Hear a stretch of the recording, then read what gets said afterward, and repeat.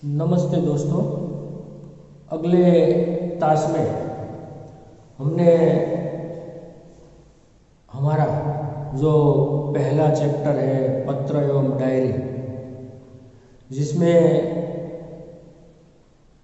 पत्र के 3 प्रकार यानी कि पत्र के जो 3 नमूने थे उनका हमने अध्ययन किया था। खासतौर पर पहला पत्र जो था निमंत्रण पत्र, दूसरा पत्र था बधाई पत्र और तीसरा पत्र हमने देखा था आश्वासन पत्र।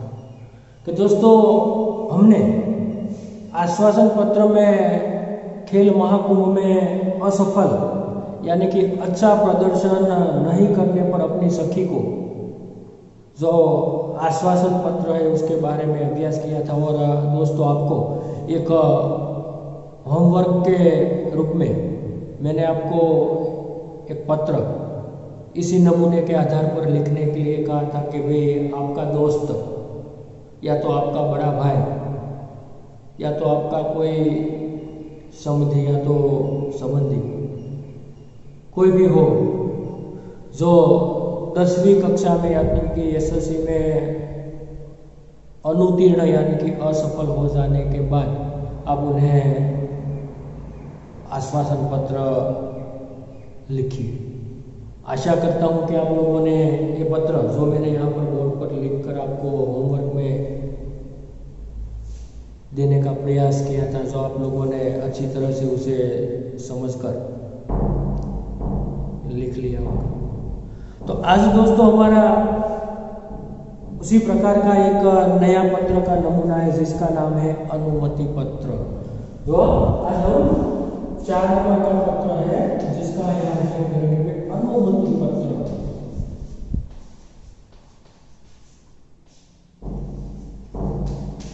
तो दोस्तों, अनुमति किसे कहेंगे? अनुमति यानी कि छुट्टी, रजा। इसके बारे में कई सारे इस पत्र के नमूने हम लिख सकते हैं कि भाई आप अपनी स्कूल से जो प्रवास का या तो पर्यटन का आयोजन हो रहा है उसके बारे में आप अपने पिताजी से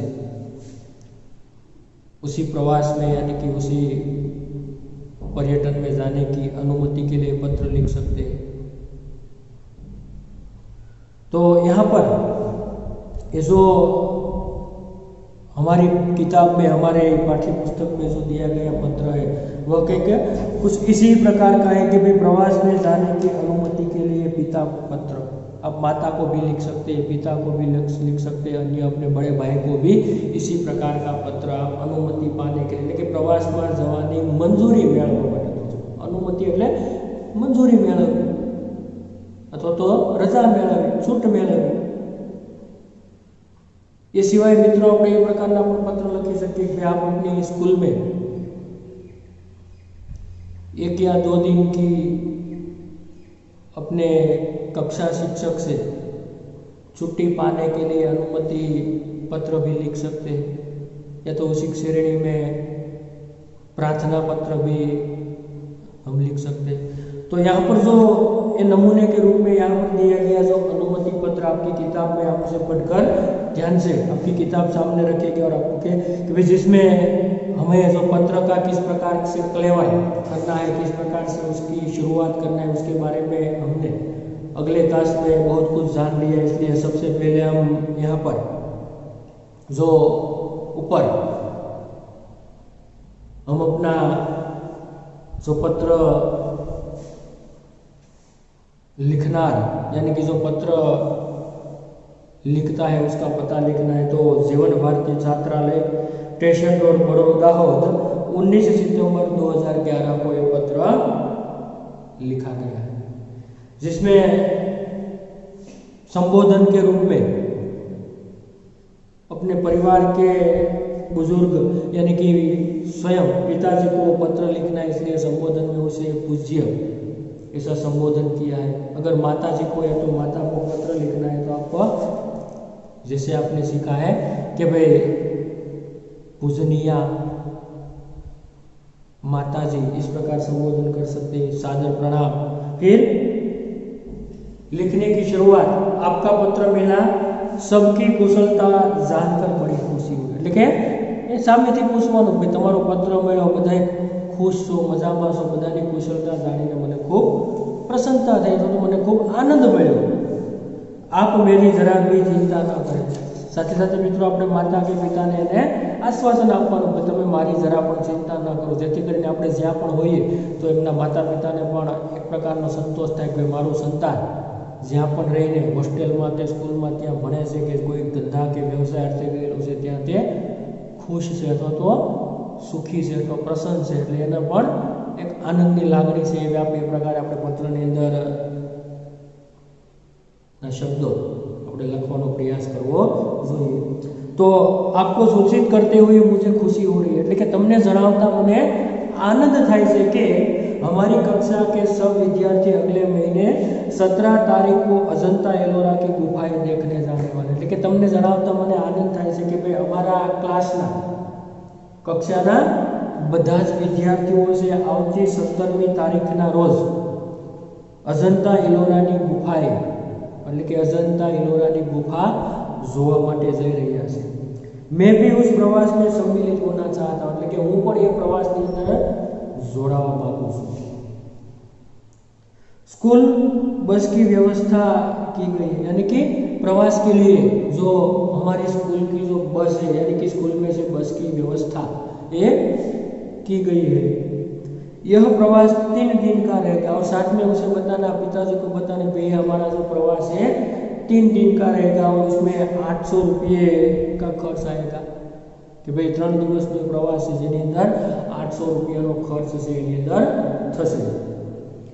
इस प्रवास में बहुत से दर्शनीय स्थल देखने को मिलेंगे, यानी कि इस आ प्रवासની અંદર કે જે પ્રવાસ અમારો યોજાઈ રહ્યો છે તેમાંથી ઘણા બધા એવા સ્થળો છે જે જોવાલાયક, દર્શનીય એટલે મિત્રો કે જોવાલાયક સ્થળો છે એ અમને જોવા મળશે અથવા તો દર્શન કરવા લાયક સ્થળો છે એનો અમને જોવાનો લાભ મળશે, અવસર મળશે।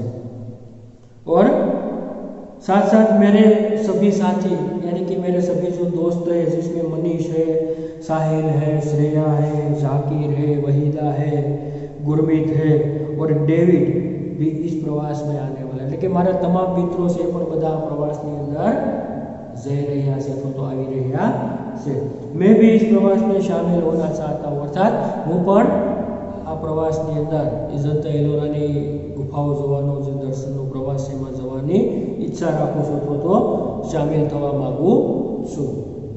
आप पत्र द्वारा इस प्रवास के लिए मुझे अनुमति देने और 800 रुपये मनी ऑर्डर से भेजने की कृपा करें। अर्थात इस पत्र से पिताजी से निवेदन करना है, विनती करनी है कि भाई इस प्रवास के लिए आप मुझे पत्र के द्वारा वापस पत्र लिखकर मुझे अनुमति दे, मंजूरी अथवा तो मुझे प्रवास में जाने की छुट्टी दे, परमिशन दे, और साथ साथ उसके खर्च के जो पहले बताए हुए 800 रुपये जो मनी ऑर्डर करके पोस्ट के द्वारा मनी ऑर्डर के लिए भेजने की मुझ पर कृपा करें। पूजनीय माता जी को सादर प्रणाम, सोनल को प्यार, यानी कि मेरी माता को मैं सादर नमस्कार करता हूँ, प्रणाम करता हूँ, और छोटी बहन सोनल को मैं प्यार यानी कि बहाल। इसी प्रकार पत्र की पूर्णाहुति होती है और अंत में जो आज्ञाकारी पुत्र होने के नाते आपका आज्ञाकारी पुत्र रमेश, इसी प्रकार से सुंदर तरीके से उसका अंत पिताजी को संबोधित करते हुए जो अंत लिखने का प्रयास किया जो हमने पहले सीख लिया। इस प्रकार यहाँ पर कि एक प्रकार की अनुमति पाने की एक प्रार्थना है। तो दोस्तों आप ये पढ़कर आप भी अच्छी तरह से इस प्रकार के पत्र लिख सकते हैं। उसके बाद का जो 5वां पत्र है जिसका नाम है प्रार्थना पत्र, जो नंबर 5 जिसका नाम है यहाँ पर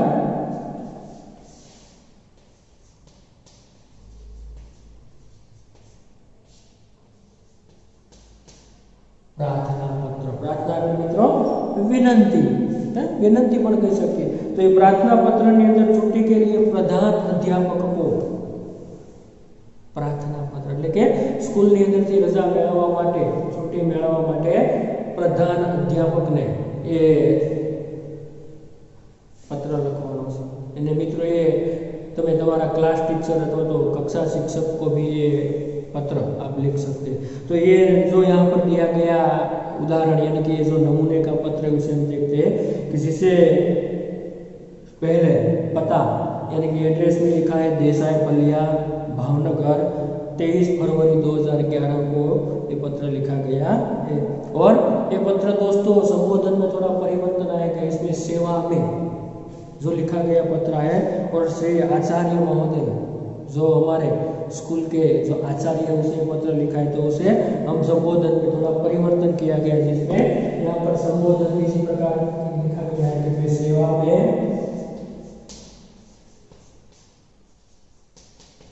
फिर क्या लिखा है श्री आचार्य महोदय, श्री आचार्य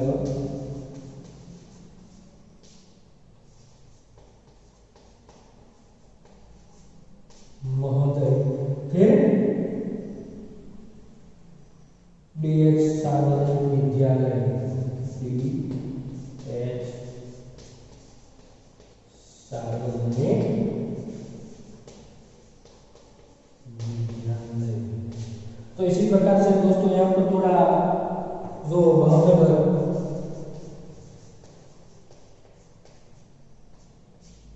और आदरणीय गुरुदेव ने शिक्षक को लेकर संबोधन इसी प्रकार कि सेवा में आचार्य महोदय आदरणीय महोदय यानी कि आदरणीय गुरुदेव ने।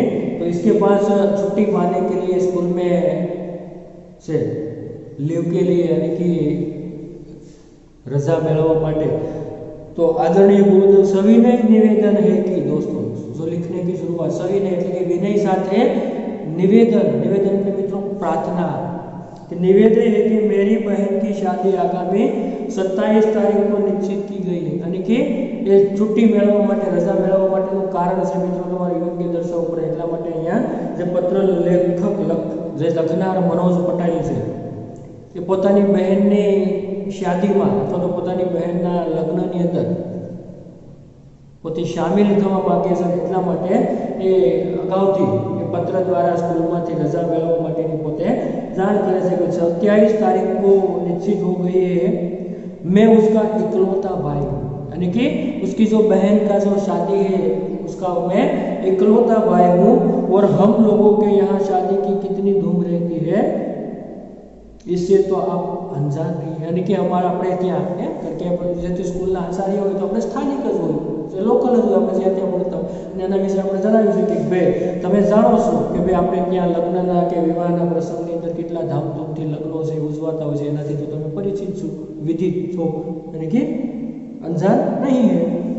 फलतः मैं तारीख 24 से 28 એટલે કે 24 તારીખથી લઈને 28 સુધી 5 દિવસ માટે 5 दिन तक विद्यालय में उपस्थित नहीं हो सकूंगा। यानी कि हूँ 5 दिवस सुधी स्कूल अंदर शाला अंदर हूँ આવી શકીશ નહીં, હાજર રહી શકીશ નહીં અથવા તો ઉપસ્થિત હું રહી શકીશ નહીં, તો उपस्थित नहीं हो सकूंगा और पिताजी का पत्र इस प्रार्थना पत्र के साथ भेज रहा हूँ। साथे साथे પોતાના પિતાજીનો પત્ર પણ હું આ પત્રની સાથે સાથે તમને મોકલી રહ્યો છું। એટલે કે મારા પિતાજી પણ મારા બહેનના લગ્નની અંદર મને રજા માટે એ પરમિશન આપે છે, એમની પણ એ રજા માટે અથવા તો મંજૂરી માટે એ એમની પણ ઈચ્છા છે। એવા સંદર્ભની અંદર પિતાજીના પત્રને પણ સાથે રાખવાનું જેથી કરીને રજા મેળવવા માટેની જે આપણી સંભાવના છે નિવેદન છે પ્રાર્થના છે એને વધારે બળ મળે અને કે પ્રાર્થના જે રજા મળવા માટેની સંભાવના છે प्रबल बनी गए कि भाई पिताजी का इस प्रार्थना पत्र के साथ भेज रहा हूँ, आशा है आप मुझे यह अवकाश प्रदान करने के लिए कृपा करेंगे। મને એવી આશા છે કે ભાઈ મને તમે મારા બહેનના લગ્નની અંદર એ શામિલ થવા માટેની એ તમે અવસર છે એ તમે પ્રદાન કરશો એવી હું તમારી પાસે આશા રાખું છું, એના માટે તમે મારા ઉપર કૃપા કરશો। इसके लिए मैं सदैव आपका कृतज्ञ रहूँगा અને એના માટે હંમેશા હું આપનો આભારી રહીશ। कृतज्ञ तो यानी कि ऋणी, आभारी रहूंगा। आपका आज्ञाकारी छात्र जो मनोज पटेल, क्रमांक 25 वर्ग 8 है। जो आप कक्षा क्लास टीचर से तो आचार्य से लिखते हैं तो आप अपने क्लास का नाम ABC और आपका जो सीट नंबर हो यानी कि आपका जो रजिस्टर्ड नंबर है, हाजिरी पत्रक में जो नंबर है उसे भी आपको अवश्य लिखना चाहिए। जिस प्रकार यहाँ पर लिखा है कि भाई क्रमांक 25 जो हाजिरी का नंबर से ये 25 यानी क्लास 8 એનો એ વિદ્યાર્થી છે મનોજ પટેલ। એટલે એ રીતે મિત્રો તમે સુંદર રીતે એ આજના તમારા ક્લાસ वर्ग शिक्षक अथवा तो कक्षा टीचर के पास या तो अपने प्रिंसिपल या तो आचार्य के पास इसी प्रकार से प्रार्थना पत्र के द्वारा उनके पास स्कूल से छुट्टी पाने की अनुमति ले सकते हैं। अब ये दोस्तों हमने जब पहले से शुरुआत की थी उसी प्रकार हमने ये सीखा था कि ये जो हम यहाँ पर पत्र के 4-5 नमूने हमने देखे, ये जो पत्र के नमूने थे उसे हम व्यक्तिगत पत्र के रूप में पहचानते थे। और व्यक्तिगत पत्र मोटे तौर पर यानी कि सामान्य रूप में આપણે કોને કોને લખી શકીએ એના વિશેની પણ આપણે વાત સમજી। હવે મિત્રો આપણી પાસે એક નવો એ પ્રકાર આવ્યો છે, બીજા પ્રકારનો જેનું નામ હતું કાર્યાલય પત્ર। તો એના વિશે પણ આપણે શીખ્યા હતા કે ભાઈ કાર્યાલય પત્રનો એક અન્ય છે જે સ નંબર ઉપર આપવામાં આવેલો છે કાર્યાલય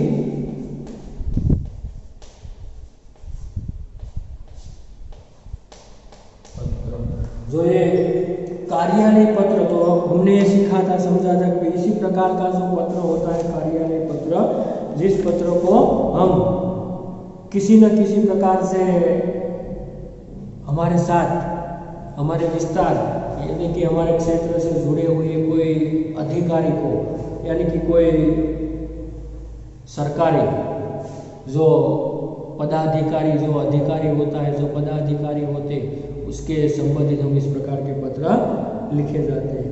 तो यहाँ पर एक नमूना दिया गया है दोस्तों, स्वास्थ्य अधिकारी को गंदगी के बारे में शिकायत पत्र, એટલે કે તમારા વિસ્તારની અંદર ગંદકી ફેલાણી છે, તમારા મહોલ્લામાં, તમારી શેરીમાં, તમારી સોસાયટીની અંદર, તમારા ગામમાં ચારે બાજુ ગંદકીનું સામ્રાજ્ય છે, એટલે કે ગંદકી ફેલાણી છે ને એના કારણે એ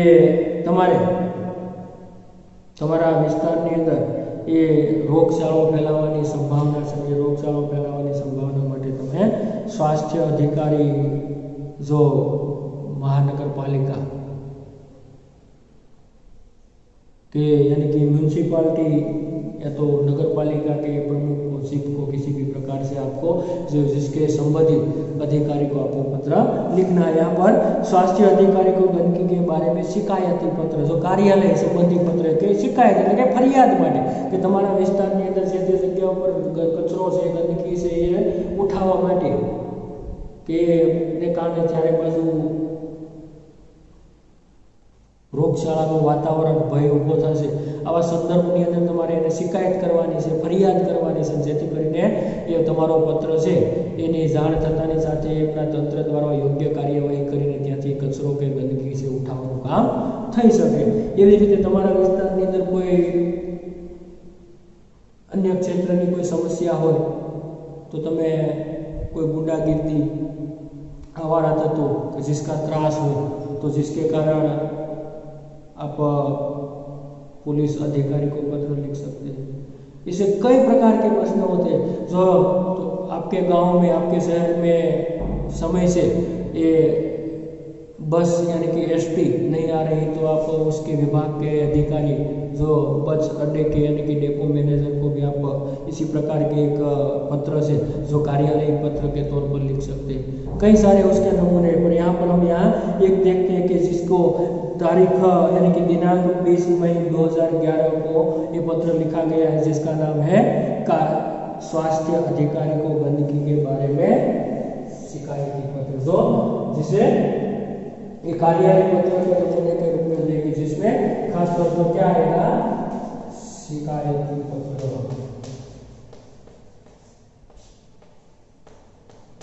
तो इसे ફરિયાદ પત્ર મૂકે છે ગુજરાતીમાં આપણે કહ્યું ફરિયાદ પત્ર ફરિયાદ કરીએ તો स्वास्थ्य अधिकारी महोदय महानगरपालिका बड़ौदा मान्यवर यानी कि उसमें आप सेवा में तो नहीं लिखेंगे, उसे मान्यवर महोदय इस प्रकार से संबोधन करेंगे। इसे आप आपके नज़दीक के कोई सगे संबंधी के बुजुर्ग नहीं, इसलिए आप पूज्य के पूजनीय के इस प्रकार से संबोधन नहीं करेंगे। उसके लिए आप क्या करेंगे, मान्यवर या तो आदरणीय जैसा आप संबोधन दोस्तों कर सकते हैं, क्योंकि ये किसी भी प्रकार की जो कार्यालय है इसके अधिकारी है, इसलिए उसे हम संबोधन में मान्यवर महोदय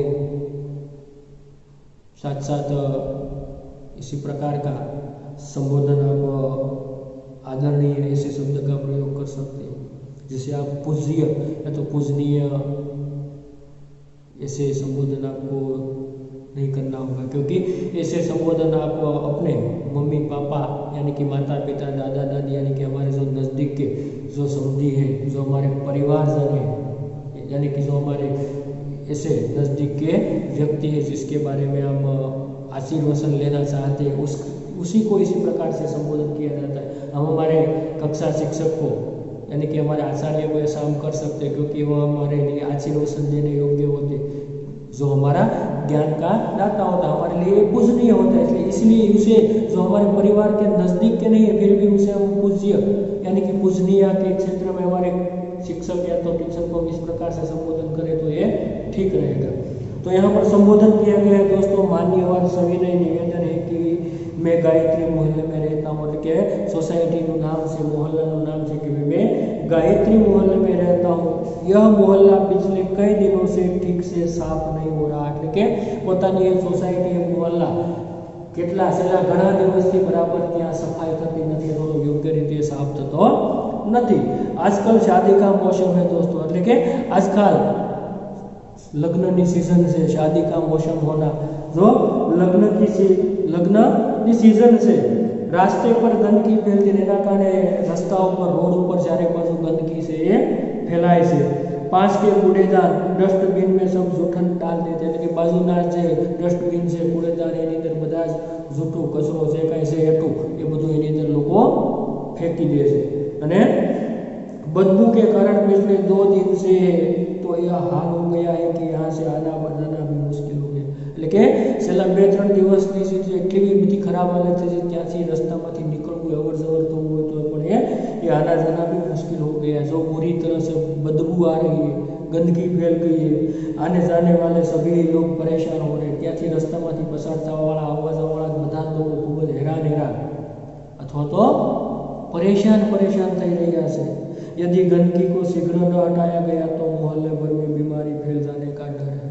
અને જો એ ગંદકી જલ્દી મિત્રો शीघ्र જો તાત્કાલિક ઉઠાવવામાં નહીં આવે તો આખી સોસાયટીમાં આખા મોહલ્લાની અંદર એ ગંદકી ફેલાઈ જવાનો એ ડર છે ને એના કારણે बीमारी फैलाई जैसे। तो आशा है आप शीघ्र ही उसे हटवाने की व्यवस्था करेंगे। मैं आशा रखता हूँ कि आप शीघ्र ही जल्दी उसे दूर करवाने की यानी कि हटवाने की आप व्यवस्था करेंगे दोस्तों। शीघ्र એટલે जल्दी। तो आपका विनम्र सेवक सुरेश भाई परमार, यानी कि मैं आपका विनम्र सेवक सुरेश भाई परमार गायत्री मोहल्ला बड़ौदा કે જે પોતાની સોસાયટીની અંદરની જે આ સમસ્યા છે ને સમસ્યાની શિકાયત કે ફરિયાદ કરતો પત્ર એ શિકાયત પત્ર તરીકે મ્યુનિસિપલ કોર્પોરેશનના વડા અથવા તો એ સ્વાસ્થ્ય અધિકારી મહોદયને એ જાણ કરવામાં આવી છે। હવે મિત્રો ત્યાર પછીનો પત્ર છે એ 7 નંબર પર આપણે જોઈએ છીએ વ્યવસાયિક પત્ર।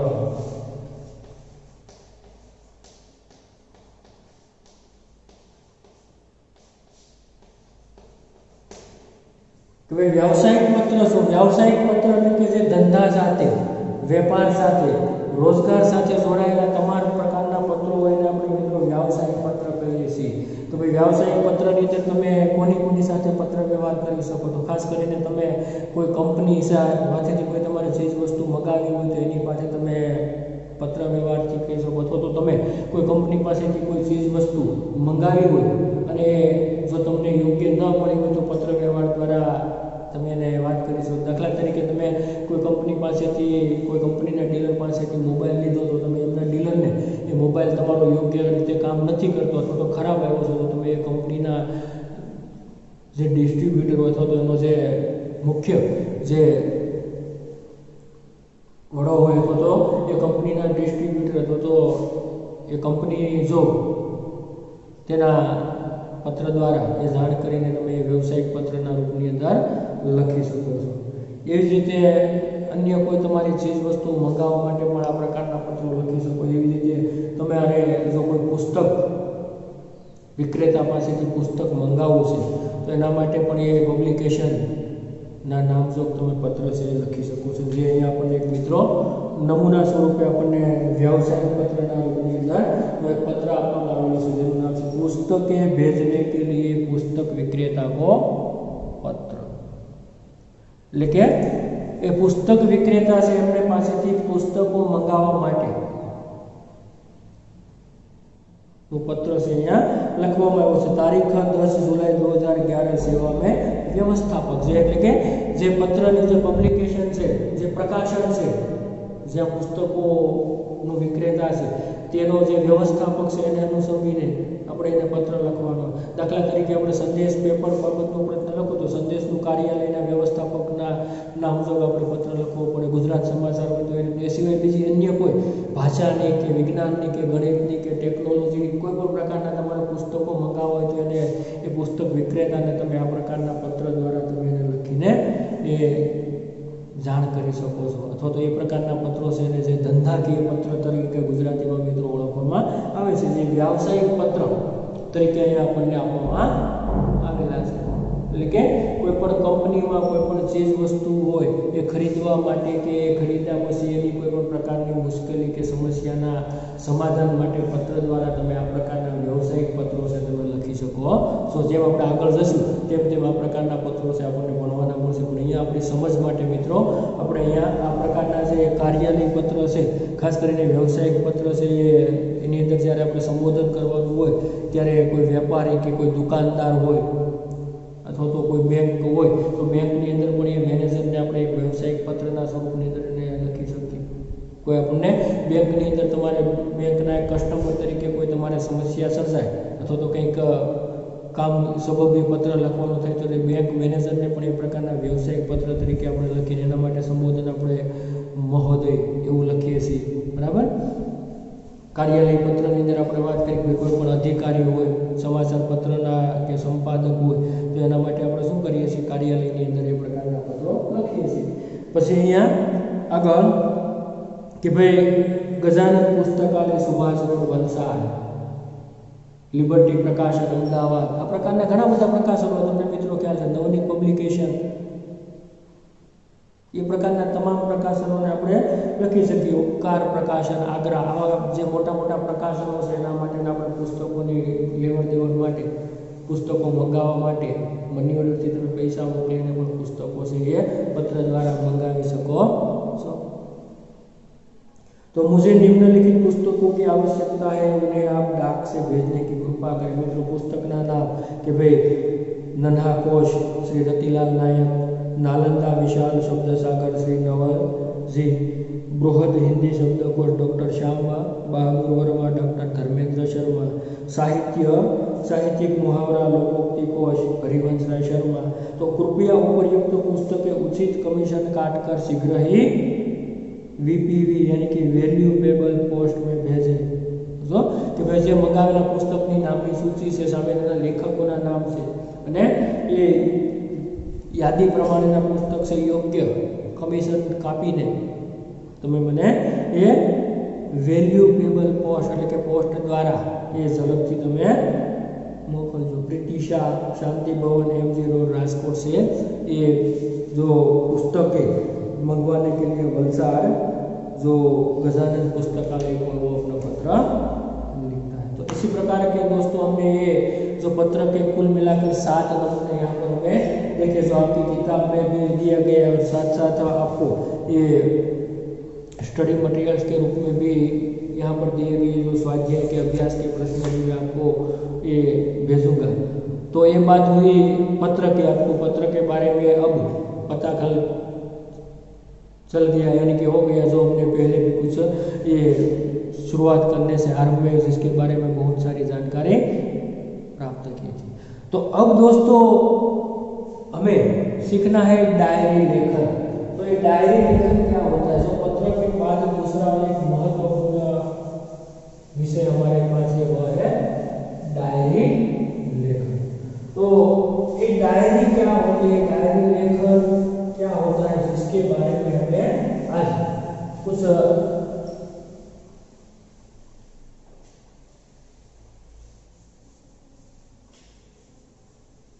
थोड़ी बातें यहाँ पर सीखनी है। तो सबसे पहले दोस्तों डायरी शब्द अंग्रेजी भाषा का शब्द है, जिसे हमें हिंदी में दैनंदिनी या तो दैनिकी कहते हैं। जो डायरी शब्द है वो क्या है? अंग्रेजी शब्द है डायरी।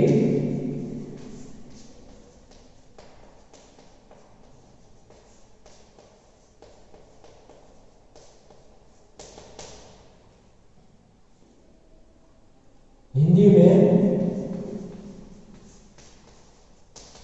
इसे हम क्या कहेंगे? दैनंदिनी या दैनिकी।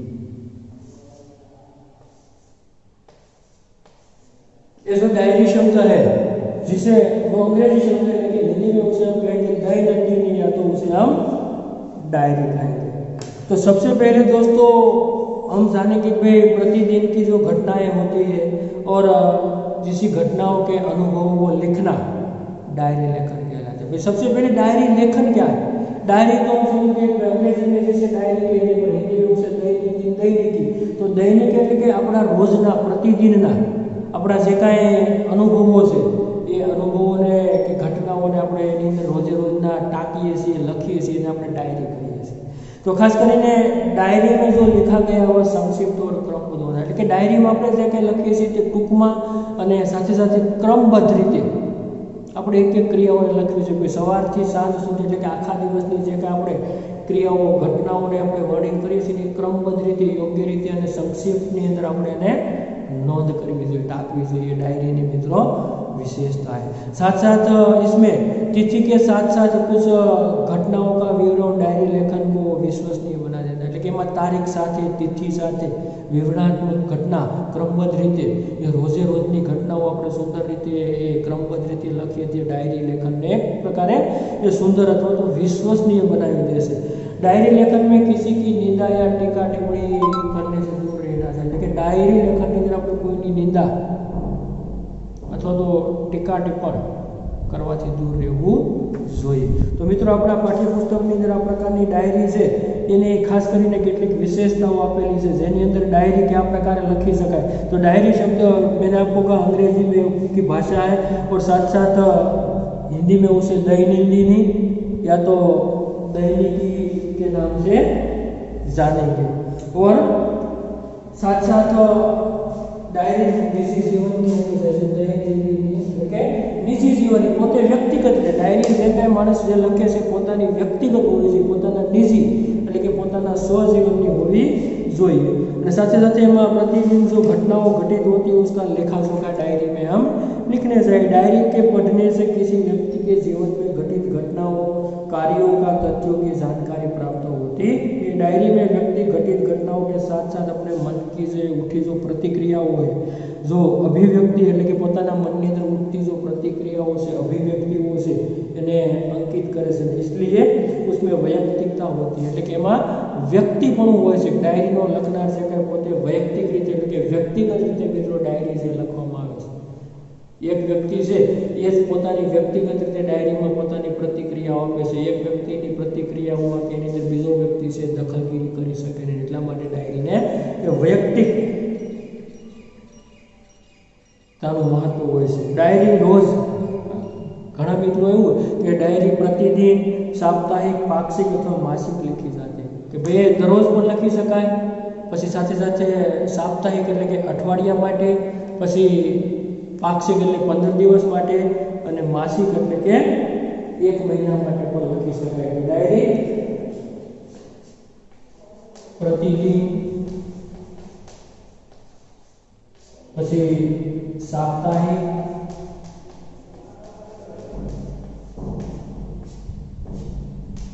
પાક્ષિક અને ચોથું છે માસિક.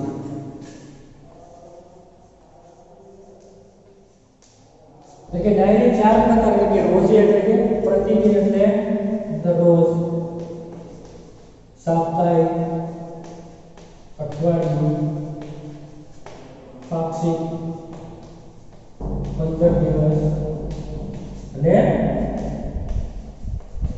માસિક.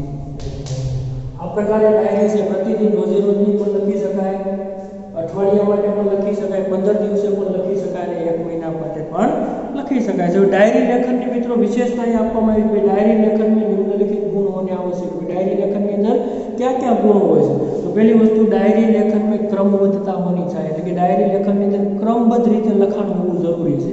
પછી इससे इसमें लिखा गया विवरण संक्षिप्त, सारगर्भित तथा वास्तविक. એની અંદર લખવામાં આવેલું કોઈ પણ વિવરણ છે, વર્ણન છે, એ ખાસ કરીને ટૂંકું હોવું જોઈએ, સાથે સાથે એ સારગર્ભિત, જે માંથી કંઈક એનો સાર હોય, કંઈક હેતુ હોય, કંઈક મહત્વ હોય અને એ હકીકતનું હોવું જોઈએ. ડાયરીની અંદર ખોટે ખોટા ગપાટા ચાલે નહીં, ડંફાસો ના હાલે, પણ એ હકીકત કે વાસ્તવિક રીતે જે કંઈક સાચી વાત, તથ્યવાળી વાત, સારગર્ભિત વાત એ ડાયરીની અંદર મિત્રો લખી શકાય છે. એટલે કે એમાં મન ફાવે તે ગમે તે પ્રકારનું સાચું ને ખોટું સારું દેખાડવા માટે સારું લખવું એ ડાયરી લેખનનો ભાગ ન કહી શકાય. પણ ડાયરીની અંદર સંક્ષિપ્ત, સારગર્ભિત અને વાસ્તવિક હોય એ ડાયરી લેખનનો એક વિશેષ ગુણ રહેલો છે.